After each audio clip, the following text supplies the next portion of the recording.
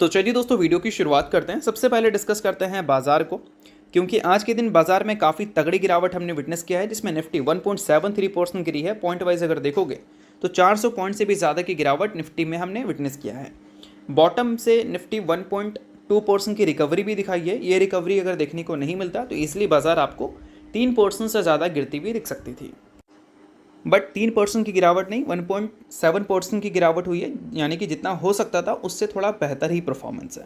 बाकी ये सारी चीज़ों को अगर हम साइड करते हैं, बात करें 3 ऐसे अपडेट के बारे में जो कि डेफिनेटली आपको मिस नहीं करना चाहिए। अब उसमें पहला अपडेट ये है कि यूएस और ईरान का सीज़ फायर को लेकर क्या खबर है। दूसरा अपडेट, कल के दिन मार्केट कैसा परफॉर्म कर सकता है। और तीसरा और सबसे इम्पॉर्टेंट कि निफ्टी अगला 1 साल कैसा परफॉर्म कर सकती है। तो ये तीनों अपडेट डेफिनेटली आपको मिस नहीं करना चाहिए।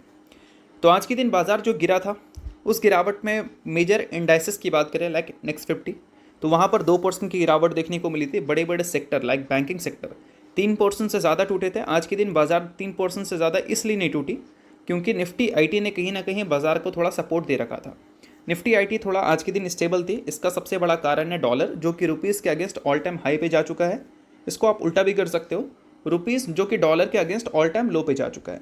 और जब जब रुपीज़ गिरता है, डॉलर स्ट्रांग होता है, तो आईटी कंपनी खुश होती है क्योंकि उनका मेन कमाई डॉलर में ही होता है।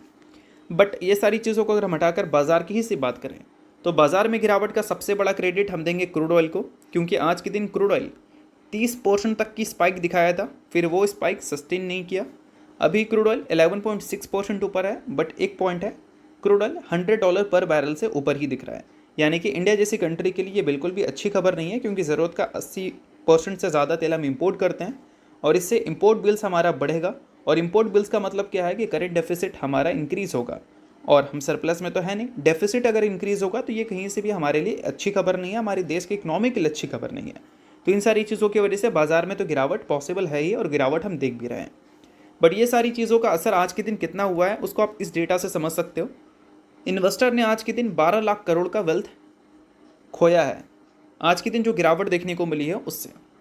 तो आप समझ सकते हो कि क्रूड ऑयल का बढ़ना बाजार के लिए कितना ज़्यादा खौफनाक होता है। 12 लाख करोड़ का नंबर छोटा मोटा नंबर नहीं होता, बहुत बड़ा नंबर होता है।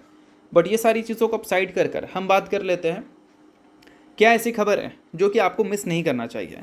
पहला खबर, अगर आप सीज़ फायर की वेट कर रहे हो तो वेट मत करो, क्योंकि यूएस ने ऑर्डर दिया है कि जैसे जैसे वॉर हमें बढ़ता हुआ दिख रहा है, उस कंडीशंस को देखते हुए यूएस ने ऑर्डर दिया है अपने स्टाफ को कि जो सऊदी अरबिया में रह रहे हैं उसको वो छोड़ कर चले जाएं। अब ये बिल्कुल भी अच्छी खबर नहीं है, क्योंकि यूएस के जो एयरबेस हैं वहाँ पर अटैक हो रही है। अब उन्होंने पूरे सऊदी अरबिया को छोड़ने की बात कर दी है, तो मतलब वॉर को लेकर जो सेंटिमेंट है वो और भी ज़्यादा ख़राब हो चुका है। और ईरान ने इमीडिएट सीज़ फायर को लेकर रूल आउट कर लिया है, यानी कि सीज़ फायर को लेकर उन्होंने अपना पक्ष पीछे कर लिया है, यानी कि वो सीज़ फायर में अभी बिल्कुल भी इंटरेस्टेड है नहीं, यानी कि war as it is continue दिख सकता है। अब ये सारी चीज़ें तो चलो नेगेटिव हो गई।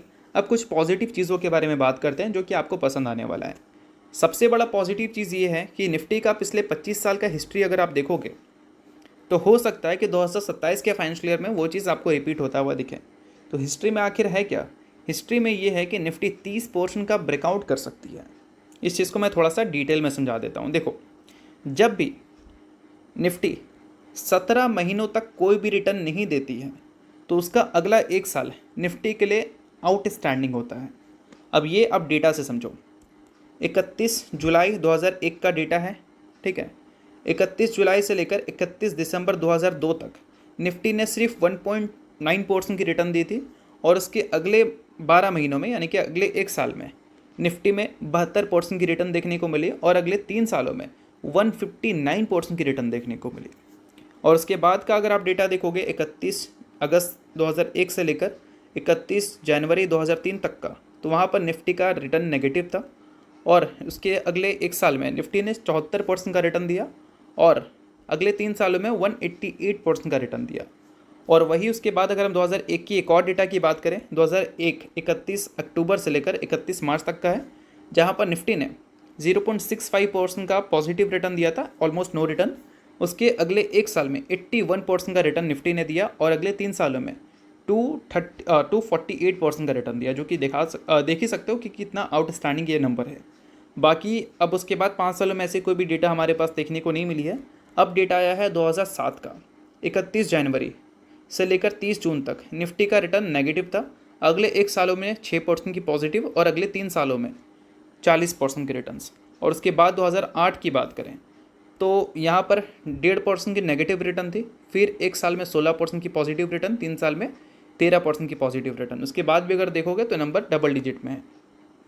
उसके बाद यहाँ पर अगर आप देखोगे 2011 तो 17 महीनों तक निफ्टी ने लगभग 2% का नेगेटिव रिटर्न दिया था।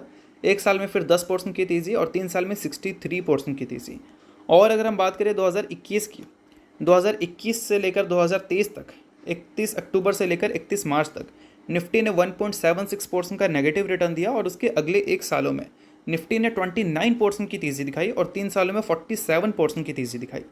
और अब अगर डेटा देखोगे 30 सितंबर 2024 से लेकर 27 फरवरी 2026 तक, तो निफ्टी का रिटर्न नेगेटिव है 2.5% से। तो एक्सपेक्टेड है, अगर हिस्ट्री को देखकर चलें, कि 30% का रिटर्न अगले 1 सालों में देखने को मिल सकता है और अगले 3 सालों में एवरेज अगर देखोगे तो 76% के रिटर्न्स हमें बनते हुए दिखते हैं।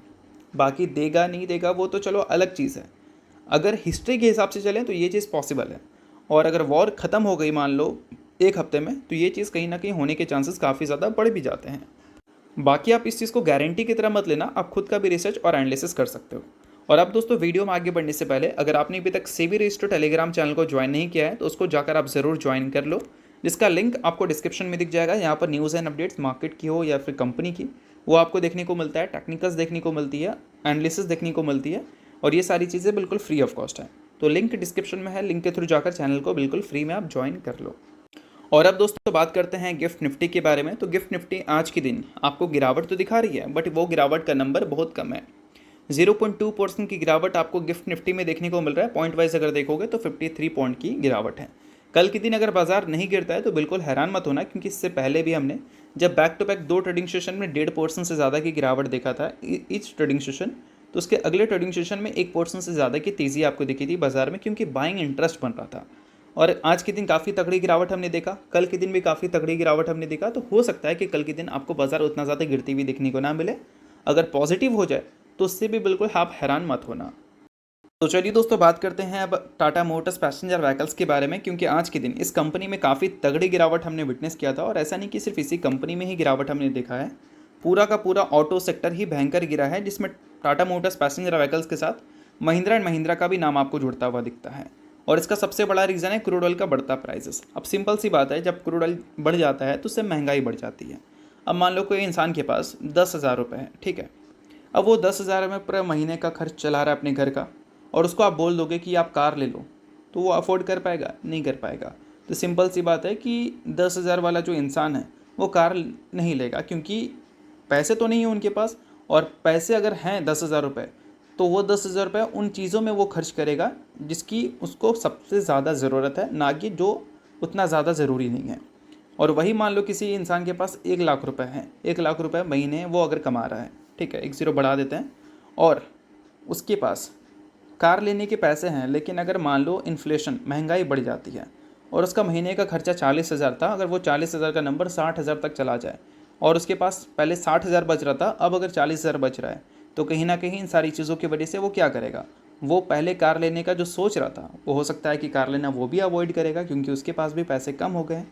तो इस कारण क्या है कि जो हाईली नेसेसरी सेगमेंट नहीं होता है, वो सारी सेगमेंट क्रूड ऑयल के बढ़ते प्राइसेस की वजह से भयंकर गिरती है। और वही सारी चीज़ें आज के दिन हमने विटनेस किया है टाटा मोटर्स और ऑटो सेक्टर में, जो कि पिछले 2 ट्रेडिंग सेशन में ऑटो सेक्टर को 5.5% से ज़्यादा तोड़ दिया है क्रूड ऑयल के बढ़ती प्राइसेस ने। तो दोस्तों ये था गिरावट का रीज़न। बाकी जितनी भी चीज़ें हैं वो सिर्फ एजुकेशन पर्पज़ के लिए, किसी भी तरह का रिकमेंडेशन नहीं है, तो आप खुद का रिसर्च और एनालिसिस भी कर सकते हैं।